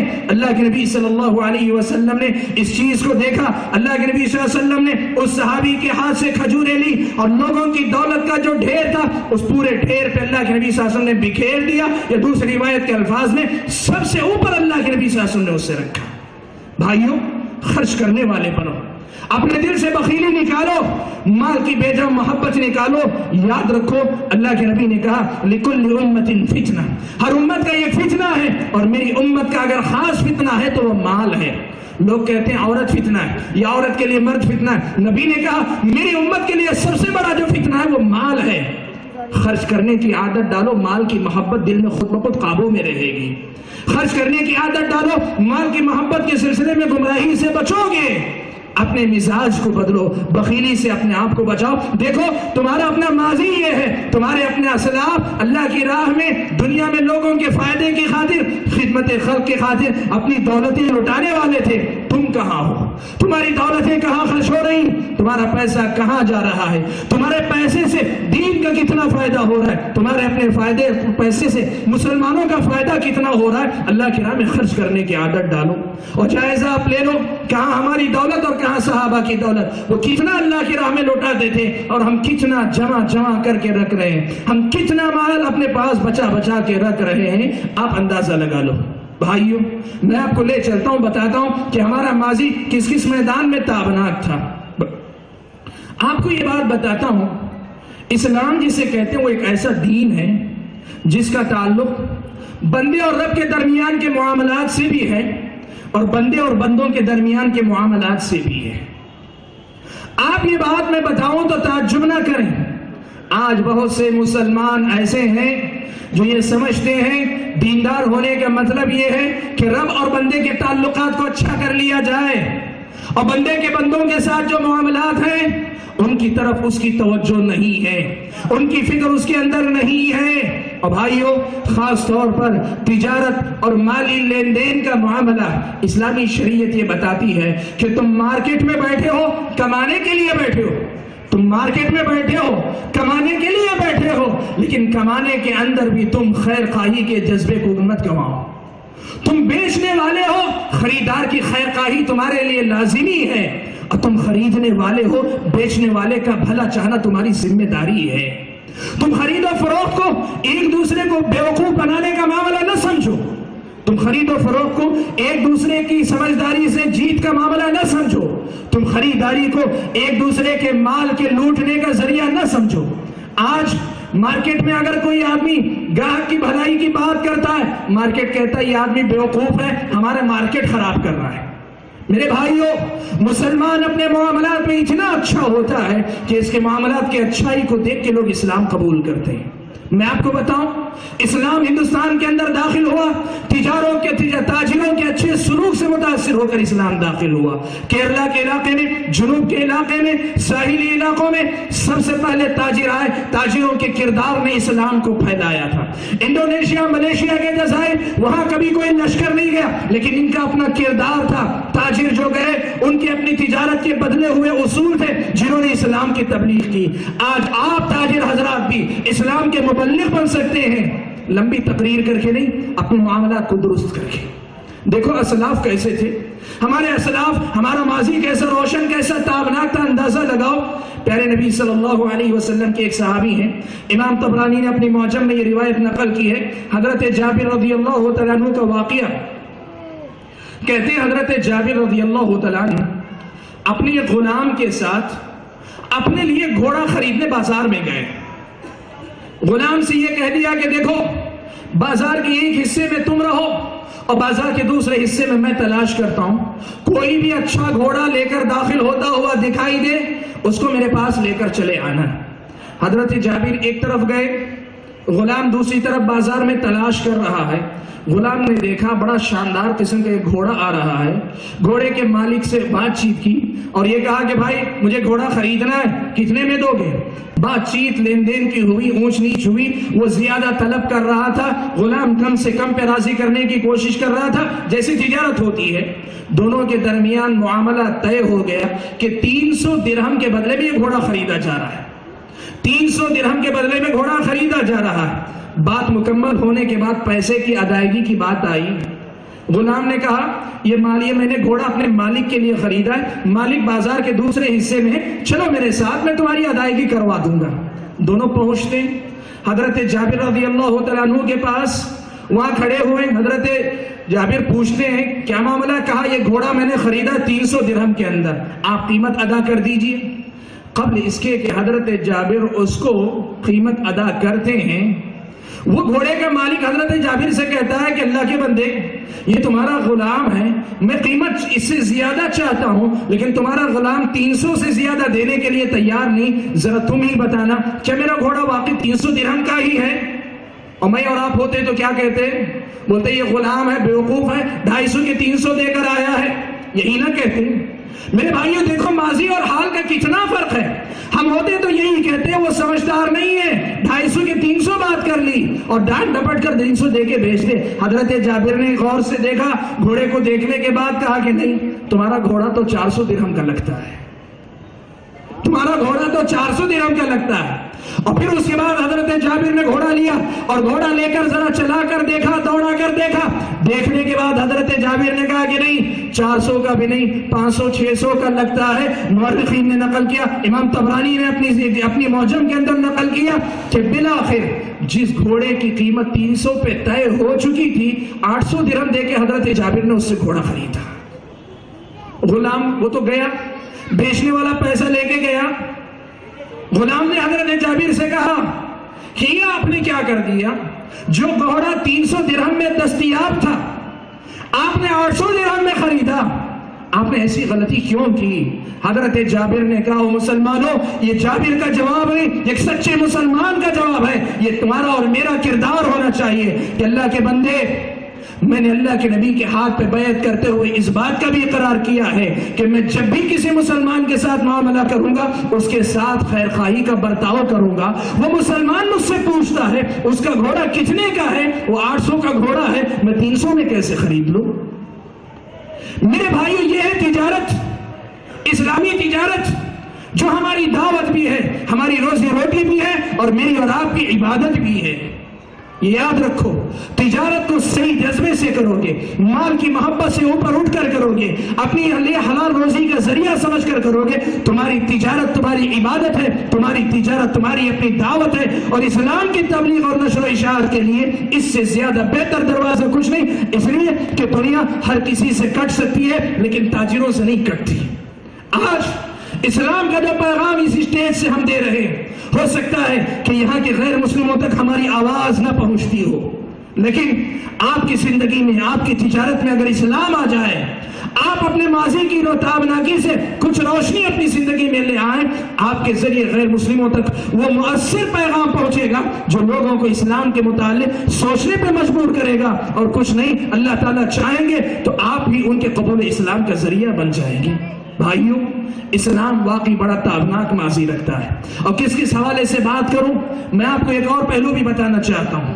دیکھیں یہ پہلو بھی آپ اسلام کی راہ میں ایک بہت اہم باب ہے، ایک اہم میدان ہے، وہ یہ اسلامی شریعت یہ کہتی ہے کہ دیکھو تم انسان ہو، ایک انسان اپنے رب کے ساتھ معاملہ کرتے ہی اونچ نیچ کرتا ہے، جس رب کا وہ محتاج ہے ہر پل اسی کے حقوق برابر ادا نہیں کرتا، اس لیے اگر تمہارے ساتھ اونچ نیچ کر لیتا ہے درگزر کرنا سیکھو، معاف کرنا سیکھو۔ کبھی کسی نے بے عزتی کر دی تمہاری، دل تکلیف محسوس کرتا ہے، 1-2 دن تک درد محسوس کرو لیکن معاف کر دیا کرو۔ اگر کبھی کسی سے جھگڑا ہو گیا، کوئی تلخی ہو گئی یا کسی بھی وجہ سے ناراضگی ہو گئی، وقتی طور پہ تکلیف محسوس کرو، 3 دن تک چاہو تو تم بات بھی نہ کرو لیکن کبھی نہ کبھی اس کو معاف کر دیا کرو۔ اسلامی شریعت کی یہ ہدایت ہے، اسلامی شریعت کی یہ تعلیم ہے۔ لیکن بتاؤ آج میری اور آپ کی زندگی میں ہے اور کسی نے کسی کی بے عزتی کر دی، وہ آدمی تو پوری زندگی نفرت کرے گا ہی، اپنے بچوں کو بھی وصیت کر کے جاتا ہے، یاد رکھنا اس نے میرے ساتھ غلط سلوک کیا تھا۔ اور میرے بھائیوں اپنی زندگیاں بدلو۔ اسلام اس چیز کا نام نہیں کہ اپنے دلوں کو تم کچرے کی ایک پیٹی بنائے بیٹھے رہو، دلوں کو پاک رکھا کرو۔ صاف دل انسان ہی ایک سچا مسلمان ہوتا ہے، جس کا دل صاف نہیں وہ اچھا مسلمان نہیں ہو سکتا۔ معاف کیا کرو، درگزر کیا کرو۔ دنیا میں کون ہے جو کہہ سکے مجھ سے کسی کو تکلیف نہیں پہنچی؟ دنیا میں کون ہے جو کہہ سکے کہ میری طرف سے میں نے کبھی کسی کے ساتھ نہیں کیا؟ ہاں سب دعویٰ کریں گے لیکن کیا سچائی ایسی ہی ہے؟ نہیں۔ دیکھو اسلاف کیسے تھے، ایک مثال آپ کو بتاتا ہوں، دلوں کی کیسی صفائی ان کے پاس تھی۔ اسی وجہ سے رشتوں تو رشتے ہیں، جو رشتے دار نہیں ان پر بھی اپنی جان نچھاور کرنے تیار رہتے تھے، اپنی جان لوٹانے، اپنی جان نثار کرنے کے لیے تیار رہتے تھے۔ کیوں؟ اس لیے کہ دل صاف ہے، اور صاف دل میں نفرت کا جذبہ نہیں پلتا، محبت ہی محبت ہوا کرتی ہے، سب کے لیے خیرخواہی ہوا کرتی ہے، سب کے لیے قربان ہو جانے کا جذبہ ہوتا ہے، جان نثاری اور فداکاری کا ایک دریا موزن ہوتا ہے۔ محبت اسی دل میں پروان چڑھتی ہے جو دل صاف و شفاف ہو، اور مسلمان کا دل ایسا ہی ہونا چاہیے۔ دیکھو ہمارے اسلاف کے دل کیسے تھے۔ مسند احمد کی ایک روایت ہے، حضرت انس بن مالک رضی اللہ تعالیٰ عنہ روایت فرماتے ہیں، اللہ کے نبی صلی اللہ علیہ وسلم مسجد نبوی میں بیٹھے ہوئے، ایک صحابی اللہ کے نبی بیٹھے ہوئے، صحابہ مجلس میں موجود ہیں، اللہ کے نبی کہتے ہیں کہ ابھی تمہارے پاس ایک جنتی آئے گا، ابھی تمہارے پاس ایک جنتی آئے گا۔ صحابہ دیکھتے یہ ہیں کہ زیادہ دیر نہیں گزری، ایک انصاری نوجوان آتا ہے، وضو کر کے آتا ہے، داڑھی سے قطرے پانی کے ٹپک رہے ہیں، آتا ہے مسجد کے اندر، 2 رکعت نماز پڑھتا ہے، اور نماز پڑھنے کے بعد آ کر اللہ کے نبی کی مجلس میں اللہ کے نبی سے سلام کرتا ہے اور پھر رخصت ہو جاتا ہے۔ صحابی حضرت انس کہتے ہیں دوسرا دن بھی ہے، ہم سب مجلس میں بیٹھے ہوئے، اللہ کے نبی پھر فرماتے ہیں تمہارے پاس ایک جنتی آنے والا ہے، اور دیکھتے کیا ہیں کہ آج دوسرے دن بھی وہی انصاری نوجوان پھر آتا ہے، وہی وضو کر کے آیا ہے، 2 رکعت نماز پڑھتا ہے، نبی کو سلام کرتا ہے، رخصت ہو جاتا ہے۔ تیسرے دن بھی اتفاق ایسا ہی کہ اللہ کے نبی مسجد میں بیٹھے ہوئے مجلس میں ہیں، اللہ کے نبی کہتے ہیں کہ تمہارے پاس ایک جنتی آنے والا ہے۔ صحابہ دیکھتے پھر سے وہی نوجوان، وہی انصاری نوجوان اللہ کے نبی کی مسجد میں داخل ہو رہا ہے، نماز 2 رکعت ادا کر کے نبی کو سلام کرتا ہے، رخصت ہو جاتا ہے۔ اللہ کے نبی صلی اللہ علیہ وسلم بار بار جنتی ہونے کی خوشخبری دے، ایک ہی آدمی بار بار نکل کر آئے۔ صحابہ کے لیے بڑے تعجب کی بات تھی، حضرت عبداللہ ابن عمرو ابن عاص اس نوجوان کے پیچھے پیچھے نکل جاتے ہیں، اس سے کہتے ہیں کچھ سبب بتا کر کہتے ہیں میں تمہارے ساتھ رہنا چاہتا ہوں، وہ اپنے گھر میں رہنے کی اجازت دے دیتا ہے۔ حضرت عبداللہ ابن عمر کا مقصد یہ ہے، وہ دیکھنا چاہتے ہیں، جاننا چاہتے ہیں، معلوم کرنا چاہتے ہیں ایسی کیا بات ہے اس نوجوان کے اندر کہ اللہ کے نبی 3 مرتبہ جنتی ہونے کی بشارت دے رہے ہیں، کیا بات ہے اس کے اندر، اللہ کے نبی دیکھنا چاہتے ہیں۔ اللہ کے نبی صلی اللہ علیہ وسلم حضرت عبداللہ ابن عمر دیکھنا چاہتے ہیں۔ 3 دن تک حضرت عبداللہ ابن عمر اس کے پاس رہتے ہیں، لیکن کوئی غیر معمولی عمل نہیں۔ حضرت عبداللہ ابن عمر بتاتے ہیں فرض عبادتوں کے علاوہ نفل عبادتیں بھی زیادہ نہیں کرتا، صرف فرائض کے ساتھ جو سنت ہیں ان کی پابندی، لیکن مزید نہ تو بہت زیادہ قرآن کی تلاوت، نہ بہت زیادہ روزے، نہ بہت زیادہ نفل نمازیں، کچھ نہیں، فرائض کا پابند ہے اور جو واجبات ہیں ان کو ادا کرتا ہے۔ کوئی عمل اس کے اندر ایسا نظر نہیں آتا جو حضرت عبداللہ ابن عمر سمجھ سکے کہ واقعی اس کی وجہ سے اللہ کے نبی نے خوشخبری دی ہو۔ 3 دن کے بعد حضرت عبداللہ ابن عمرو ابن عاص مایوس ہو کر واپس لوٹنے لگتے ہیں، لیکن ہونے سے پہلے حضرت عبداللہ ابن عمرو ابن عاص اس نوجوان سے کہتے ہیں کہ اللہ کے بندے مجھے تمہارے گھر رہنے کی کوئی ضرورت نہیں تھی، بات اتنی سی ہے کہ 3 مرتبہ اللہ کے نبی نے خوشخبری سنائی، تینوں مرتبہ تم ہی نکل کر آئے، میں دیکھنا چاہتا تھا تمہاری زندگی میں ایسا کون سا عمل ہے، کون سی نیکی ہے کہ نبی 3 مرتبہ تمہارے جنتی ہونے کی بشارت دیں؟ کیا تمہارے پاس کوئی اور عمل ہے جسے میں نہیں جانتا تم کرتے ہو؟ اس نوجوان نے کہا کہ نہیں، کوئی عمل نہیں، میری زندگی وہی ہے جو تم نے دیکھی ہے، جو تمہارے سامنے وہی زندگی میری ہے۔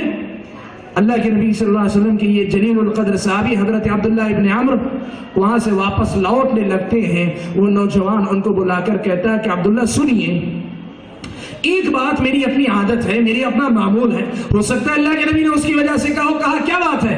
کہا میری بات یہ ہے، اور مسلمانوں سنو اپنی زندگیوں کو بدلو، یہ ہمارا روشن ماضی ہے، یہ ہمارا روشن ماضی ہے۔ حضرت عبداللہ ابن عمرو سے اس نے کہا، انصاری نوجوان نے، کہ میری اپنی عادت ہے کہ روزانہ شام میں جب میں سوتا ہوں تو اپنے دل کو سب کی نفرت اور ناراضگی سے صاف کر کے سوتا ہوں، میں اپنے دل سے سب کچھ بھلا کے سوتا ہوں، سب کچھ مٹا کے سوتا ہوں، میں اپنے دل کو صاف کر کے سوتا ہوں۔ حضرت عبداللہ ابن عمرو نے کہا، اللہ کے بندے تیری یہی خوبی ہے جس کی وجہ سے اللہ کے نبی نے اتنی بڑی خوشخبری دی تجھے، اور یہی وہ چیز ہے جو ہم اپنے اندر پیدا نہیں کر پائے۔ میرے بھائیوں مسلمانوں، یہ ساری باتیں یہاں مجلس میں بیٹھ کر وقتی اثر قبول کرنے کے لیے نہیں، اپنی زندگیاں بدلنے کے لیے، اپنی سوچ بدلنے کے لیے ہیں۔ یہ دنیا داری ہے کہ تم دشمنیاں نبھاؤ، یہ دنیا داری ہے کہ وراثت میں تم دشمنیاں منتقل کیا کرو، یہ دنیا داری ہے کہ تم یہ سمجھو کہ ہمارے ساتھ کوئی برا نہیں کر سکتا۔ دنیا والوں، نبی کے ساتھ لوگوں نے برا کیا، نبی نے معاف کر دیا، اور تم نبی سے زیادہ تو بڑے نہیں ہو، اور نبی معاف کر سکتا ہے، تم نہیں معاف کر سکتے۔ نبی جیسا معزز انسان، محترم انسان، بڑے سے بڑے دشمن کو بھی ایک لمحے میں معاف کر دیتا ہے، اور تمہاری وہ کون سی عزت ہے، وہ کون سی شان ہے، وہ کون سی حیثیت ہے جس کا غرہ تمہیں ہے، جس کا دھوکہ تمہیں ہے، جس کے جنون میں تم مبتلا ہو؟ مسلمانوں، معاف کرنا سیکھو۔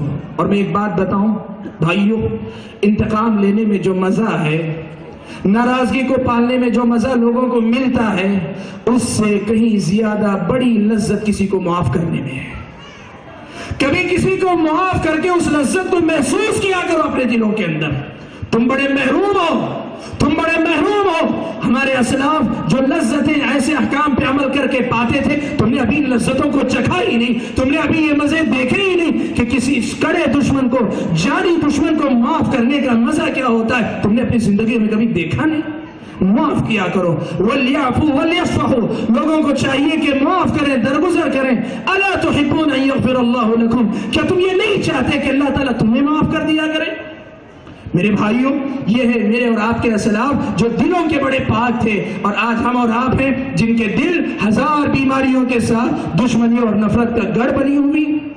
بھائیوں، میں نے جیسے کہا، میں جائزہ لیتا جاؤں گا، وقت ختم ہو جائے گا، لیکن یہ جائزہ ختم نہیں ہوگا۔ مجھے بات کرنے دیں میری اپنی ماں اور بہنوں کی بھی۔ صرف ایک بات کہتا ہوں، اس لیے نہیں کہ یہی مسئلہ ہے، یہ ساری باتیں میری ماں اور بہنوں کے لیے بھی تھیں، لیکن ساتھ میں یہ خاص مسئلہ بھی تمہیں بتانا چاہتا ہوں۔ پرانے زمانے میں مکہ کی عورتیں پردہ نہیں کیا کرتی تھیں، پردے کا حکم نہیں تھا، بے پردگی کا ماحول تھا۔ مطلب یہ کہ باقاعدہ چادر اوڑھ کر جانا ضروری نہیں تھا، خاتون عادی تھی، اور میرے الفاظ غور سے سننا، خواتین عادی تھی بغیر چادر گھومنے پھرنے کی۔ اسلامی شریعت کا حکم نازل ہوتا ہے، پردے کا حکم نازل ہوتا ہے۔ اللہ تعالیٰ فرماتے یا ایھا النبی قل لأزواجك وبناتك ونساء المؤمنین یدنین علیہن من جلابیبہن، اللہ کے نبی آپ اپنی بیویوں سے، اپنی بیٹیوں سے اور مومنوں کی عورتوں سے کہہ دیں کہ وہ اپنے جلباب کو یا اپنی چادروں کو جھکا کر رکھیں۔ پردے کا حکم آ گیا، اور قرآن مجید کی دوسری آیت میں یہ حکم بھی اترا وَلْيَضْرِبْنَ بِخُمُرِهِنَّ عَلَى جُيُوبِهِنَّ، اپنی اوڑھنیوں کو اپنے گریبان پہ ڈال کے رکھیں، گریبان کا حصہ نظر نہ آنے پائے۔ میرے بھائیوں، ماں عائشہ کہتی ہیں جن کے پاس چادریں تھی، جن کے پاس اوڑھنیاں تھی، اوڑھنیوں سے انہوں نے ڈھک لیا. اور کچھ خواتین ایسی بھی تھی کہ ان کو اوڑھنیاں میسر نہیں تھی، اپنی چادریں پھاڑ کے انہوں نے اپنے گریبانوں کو ڈھک لیا. اور میری ماں بہنوں سنو، جن کی زندگیوں میں پردہ نہیں تھا، جنہوں نے ابتدا میں پردے کے احکام سے آزادی کی زندگی گزاری ہے شریعت کی اجازت کے ساتھ ہی، لیکن ان کی زندگی میں پردے کا حکم آیا، کپڑے نہ ملے، چادریں پھاڑ کے انہوں نے پردہ کیا. تم تو مسلم گھرانے میں پیدا ہوئی ہو، پردہ تو تمہارے بچپن سے ہے، پھر ایسا کیوں ہے کہ بازاروں میں تم بے پردہ نظر آتی ہو؟ تمہارا پردہ نہیں ہے، تمہارے برقعے پردہ نہیں ہے، تمہارا برقع فیشن ہے. اور بسا اوقات کچھ عورتوں کی نظر میں پردے کا مطلب صرف برقع اوڑھنا ہے، باقی بے تکلف مردوں کے ساتھ ہنسنا، بولنا، کھلکھلانا، دکاندار کے ساتھ بے تکلفی، اور میں اگر کہوں تو بہت دور جاؤں گا، مجھ سے زیادہ بہتر سمجھتی ہیں. کہاں وہ احساس کہ چادر اگر اوڑھنی نہ ہو چادر پھاڑ کے اپنے گریبان کو چھپائے، اور کہاں یہ جو ہے بے احساسی یا جو ہے مطلب ضمیر کے مردہ ہونے کی علامت کہ ہماری مائیں اور بہنیں بے پردہ نکلیں، پردے کی دھجیاں اڑائیں، فیشن کے نام پر پردے کو جو ہے پیچھے ڈال دیں. یہ مسلم خاتون کا کردار نہیں ہو سکتا. میری ماں اور بہنوں، مجھے کہنے دو، یہ بڑے تعجب کی بات ہے، ان کو پیسہ میسر نہیں تھا، اپنی چادریں پھاڑ کے گریبان ڈھانپتی تھی، اور آپ پیسہ دے کر وہ کپڑے خریدتے ہو جو تمہارے جسم کے بعض حصوں کو ظاہر کرے، تمہاری بچیوں کے جسموں کے بعض حصوں کو ظاہر کرے. یہ مسلمانوں کی سوچ ہے، یہ مسلمانوں کا انداز ہے، یہ مسلمانوں کا طریقہ ہے. بھائیو، اسلام کہیں ہے، ہم کہیں ہیں. اسلام سے رشتہ ضرور ہے، کلمے سے تعلق ضرور ہے، لیکن سچی صحیح معنوں میں اسلام میری اور آپ کی زندگیوں میں نظر نہیں آتا ہے. اور میں بتاؤں آپ کو ایک اور بات بھی بتانا چاہوں گا. معاشرے کے اندر اللہ تعالیٰ نے نظام رکھا ہے، بہت سارے لوگوں کو ذمہ داریاں اور عہدے دیے جاتے ہیں، جماعت کے عہدے، گھر کی ذمہ داری، سرپرستی کا عہدہ، یا جو کوئی کمیٹی بنتی ہے اس کا عہدہ، یا کہیں مختلف قسم کی ذمہ داریاں. آج اگر کسی کو عہدہ مل جاتا ہے، وہ آدمی یہ سمجھتا ہے کہ پھر یہ مرتے دم تک میری جاگیر ہے. میرے بھائیوں سنو اور سمجھو، اور میں یہ بات کہنا چاہوں گا، بہت سارے احباب وہ بھی ہیں جب یہ بات ذمہ داروں کی جاتی ہے تو وہ یہ دیکھتے ہیں کہ فلاں ذمہ دار اس کا مصداق، فلاں ذمہ دار اس کا مصداق. میں پھر سے دہراؤں، تم میں سے ہر آدمی اپنی جگہ ذمہ دار ہے. کہیں نہ کہیں چھوٹی بڑی ذمہ داریاں تمہارے پاس ہیں. تم نے ذمہ داری کو امانت سمجھا ہے یا اپنی وراثت اور جاگیر؟ ذرا غور سے سننا. خالد بن ولید رضی اللہ تعالیٰ عنہ، خالد بن ولید رضی اللہ تعالیٰ عنہ، نبی نے اپنی زندگی میں ٹائٹل دے دیا سیف من سیوف اللہ، یہ اللہ کی تلوار ہے، یہ اللہ کی تلوار ہے. اور بعض اہل علم نے اس کا مطلب یہ بھی لکھا کہ اللہ کی تلوار کا مطلب یہ کہ خالد بن ولید جس طرف جائیں گے فتح ہی فتح ملے گی. اللہ کے نبی صلی اللہ علیہ وسلم کی طرف سے بشارت بھی. بھائیو، نبی نے جس کو اللہ کی تلوار کہا، کمانڈر ہے. نبی کی زندگی کے بعد لوگ مرتد ہوتے ہیں، ان کے خلاف جا کر جہاد کرتے ہیں اور ان کا خاتمہ کرتے ہیں، اسلام کو پھر سے مضبوط کرتے ہیں، عراق کے علاقے میں فتوحات انجام دیتے ہیں. حضرت ابو بکر صدیق کی خلافت ختم ہو جاتی، حضرت عمر ابن خطاب رضی اللہ تعالیٰ عنہ کا زمانہ آتا ہے. خالد ابن ولید رضی اللہ تعالیٰ عنہ معرکے کے اندر مصروف ہیں، جنگ جاری ہے. ایسی حالت میں خلیفہ حضرت عمر ابن خطاب رضی اللہ تعالیٰ عنہ خط لکھ کر بھیجتے ہیں، کہتے ہیں کہ اے خالد، میں تمہاری جگہ ابو عبیدہ بن جراح کو کمانڈر ان چیف بنا کر بھیج رہا ہوں. سبحان اللہ. بھائیو، ایک ایسا کمانڈر جو کامیاب ہے، جس نے اسلامی مملکت کو فتوحات کا ایک لمبا تحفہ دیا ہے، جس کی فہرست میں شکست اور ناکامی نہیں لکھی گئی ہے، ایسا جرنیل اور ایسا کمانڈر، ایسا زبردست عہدیدار کہ جس کی اس عہدے کے حق ادا کرنے میں کوئی کمی نہیں رہ گئی بظاہر دنیا کے اعتبار سے اگر دیکھیں، ایسے جلیل القدر کمانڈر کو اس کے عہدے سے ہٹا دیا جاتا ہے. عین جنگ کے میدان میں یہ خط حضرت خالد بن ولید کے پاس پہنچتا ہے. حضرت خالد بن ولید یہ حضرت ابو عبیدہ پہنچتے ہیں اس وقت جب جنگ جاری ہوتی ہے. حضرت ابو عبیدہ خالد ابن ولید کے حوالے لیٹر نہیں کرتے, جنگ میں شریک ہو جاتے ہیں. جنگ ختم ہوتی ہے, مسلمانوں کو فتح نصیب ہوتی ہے. جنگ ختم ہونے کے بعد حضرت ابو عبیدہ خالد ابن ولید کو خط دیتے ہیں. اور بھائیو, آج اگر ہم میں سے کوئی ذمہ دار عہدے دار ہوتا تو کیا کرتا؟ اپنی ساری خدمات یاد آ جاتی, میں نے یہ کیا, میں نے وہ کیا, میں نے فلاں کارنامہ انجام دیا, ابھی ضرورت ہے میری, ابھی میرے تجربے کی پتہ نہیں اتنی لمبی. خالد ابن ولید رضی اللہ تعالیٰ عنہ نے کیا کیا؟ فوراً کہا کہ ابو عبیدہ میں آپ کو اپنا ذمہ دار تسلیم کرتا ہوں اور یہ بتا دیتا ہوں میدان جنگ کے جس حصے میں مجھے لگانا چاہے لگا دے, میں آپ کے ساتھ لڑنے تیار ہوں. اور اس کے بعد کمال کی بات دیکھو, خالد ابن ولید کہتے ہیں ابو عبیدہ جب آپ آئے تھے تب کے تب آپ نے کیوں خط حوالے نہیں کیا؟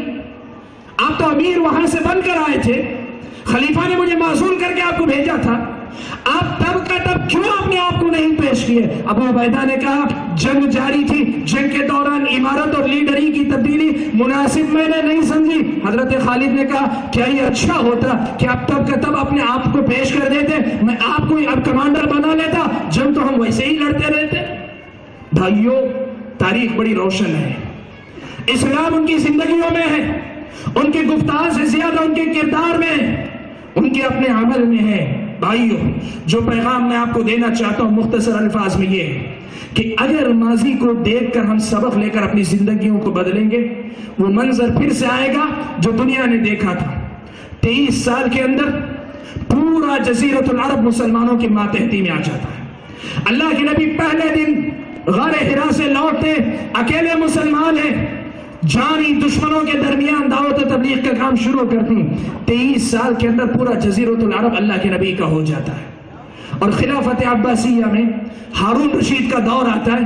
دیکھو اسلام جب ایسا رخ اختیار کرے, اتنا اثر لوگوں کی زندگیوں پہ چھوڑے, پھر کیا ہوتا ہے؟ ہارون رشید خلیفہ ہے خلافت عباسیہ کے دور میں. اس کا ایک واقعہ آپ کو سناتا ہوں. اللہ تعالیٰ نے مسلمانوں کو ایسی فتوحات دی, اتنا بڑا علاقہ مسلمانوں کے ماتحتی میں آ گیا کہ ہارون رشید نے ایک مرتبہ اپنی جگہ کھڑے کھڑے آسمان میں ایک بادل کو دیکھا. ایک بادل دیکھا جو بادل گزرتا جا رہا ہے. ہارون رشید نے بادل کو مخاطب کرتے ہوئے کہا امطری حیث شئتی, اے بادل جا, جہاں جا کے برسنا ہے برس جا, تو کہیں بھی برسے تیرا خراج میرے ہی پاس آئے گا. اتنی وسیع سلطنت تھی, اتنی بڑی سلطنت مسلمانوں کو اللہ نے عطا کی تھی کہ ہارون رشید جو خلیفہ تھا وہ پورے دعوے کے ساتھ کہتا ہے تو جہاں چاہے برس جا, تیری برسنے کے بعد جو اناج اگے گا, اس پیداوار کا جو خراج آئے گا وہ میرے ہی پاس آئے گا. بھائیو, دنیا میں پھر سے تمہیں غلبہ مل سکتا ہے, شرط یہ کہ اسلام کو تم اپنے نفسوں پہ غالب کر لو, تم اپنی زندگیوں میں اسلام کو غالب کر لو, اللہ تعالیٰ زمین میں تمہیں خود بخود غالب کر دیں گے. حضرت عمر ابن خطاب رضی اللہ تعالیٰ عنہ کا یہ اثر سنو. حضرت عمر ابن خطاب رضی اللہ تعالیٰ عنہ نے کہا تھا کننا اذلہ, ہم بڑے ذلیل و خوار تھے, دنیا ہمیں کوئی اہمیت نہیں دیتی تھی. فاعزنا اللہ قوما بالاسلام, اللہ تعالیٰ نے ہمیں قوم کی حیثیت سے اسلام کی وجہ سے عزت عطا کی. فَمَتَبْتَغَيْنَا الْعِزَّةَ بِغَيْرِ أَذَلَّنَا اللَّهِ, اسلام کو چھوڑ کر کسی بھی ذریعے سے ہم اگر عزت حاصل کرنا چاہیں گے عزت نہیں ملے. سو بالحق, حق کی ایک دوسرے کو تلقین کیا کرو, دعوت دیا کرو, تبلیغ کیا کرو, حق کو پہنچانے کی کوشش کیا کرو. وَتَوَاصَوْا بِالصَّبْرِ, اور ان تمام معاملات کے اندر صبر کرو, جمے رہو.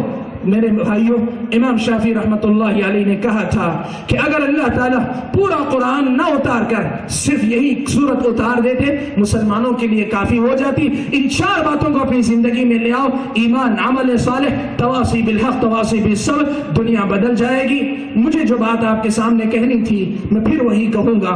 ماضی بڑا روشن ہے, حال کے سلسلے میں بڑی تشویش ہے, پریشانی ہے. اپنے ماضی کو دیکھ کر قرآن و سنت کا وہی رنگ اپنے اوپر چڑھانے کی کوشش کرو. صبغۃ اللہ ومن احسن من اللہ صبغہ, یہ اللہ کا رنگ ہے, اللہ کے رنگ سے بہتر رنگ کس کا ہو سکتا ہے. اپنے آپ کو اللہ کی بندگی کے رنگ میں رنگنے کی کوشش کرو. نبی کی سنت کی اتباع کا رنگ اپنے اوپر چڑھاؤ. رب کی کتاب اور نبی کی سنت, اس کو اپنی زندگی میں لاؤ. اور آخری پیغام شہری جمعیت اہل حدیث کے ذمہ داروں کے سامنے, جنہوں نے مجھے یہاں مدعو کیا. میں سب سے پہلے تو اللہ کے شکر کے بعد ان تمام حضرات کا شکریہ بھی ادا کرتے ہوئے آخری پیغام یہ دینا چاہتا ہوں کہ بھائیوں، ہم اہل حدیث ہیں، ہم اہل حدیث ہیں. اہل حدیثوں کی دعوت کا یہ امتیاز ہے کہ ان کی دعوت کی بنیادیں رب کی توحید ہوتی ہے، نبی کی سنت کا اتباع ہوتا ہے. یہ تو اگر دعوت ہماری ہے تو پھر یہی کلمہ ہے، لا الہ الا اللہ توحید ہے، محمد الرسول اللہ اتباع سنت ہے، یہ ہماری دعوت ہے، یہ ہمارا پیغام ہے. تب پھر لوگوں کو دعوت دینے سے پہلے اپنی زندگیوں میں توحید کو پختہ کرو، اتباع سنت کو مکمل کرو. اور جس دن توحید اور سنت میری اور آپ کی زندگی میں آ جائے گی، جس دن میری اور آپ کی زندگی میں توحید اور سنت آ جائے گی، پھر اسلام کے ہم ایسے مبلغ بنیں گے کہ پھر اس میدان میں کوئی ہمارے سامنے نہیں رکے گا. کوئی مخالفت، کوئی کسی قسم کی سازش ہمارا راستہ نہیں روک سکے گی. آج اگر ہم پیچھے ہیں ہماری اپنی کمزوری کی وجہ سے، دشمن کی طاقت کی وجہ سے نہیں. آج اگر ہم دعوت میں ترقی نہیں کر رہے تو اپنی کوتاہی کی وجہ سے، دشمن کی منصوبہ بندی کی وجہ سے نہیں. ہم بدل جائیں سارے منصوبے دھرے کے دھرے رہ جائیں گے، ہم بدل جائیں دنیا بدل جائے گی. آپ اور میں اگر اپنی زندگی کا رخ متعین کر لیں تو یہ رخ ہمارا رخ نہیں ہوگا، یہ دنیا کا رخ ہوگا. ہم دنیا کا رخ طے کرنے والے بن جائیں گے. کب؟ جب کردار کے غازی نہ ہو کر کردار کے غازی ہم اور آپ بن جائیں. میں اللہ سے دعا کرتا ہوں کہ اللہ تبارک و تعالی مجھے، آپ سبھی حضرات اور خواتین کو جو باتیں کہیں سنی گئی ہیں کہنے اور سننے کی توفیق عطا، کہنے اور سننے سے زیادہ عمل کرنے کی توفیق عطا فرمائے. اللہ تبارک و تعالی ہمیں واقعی معنوں میں صحابہ کی سیرتوں کی روشنی میں کتاب و سنت کی تعلیمات پہ عمل پیرا ہونے والا مسلمان بنائے. آمین. وآخر دعوانا الحمدللہ رب العالمین. والسلام علیکم ورحمۃ اللہ وبرکاتہ.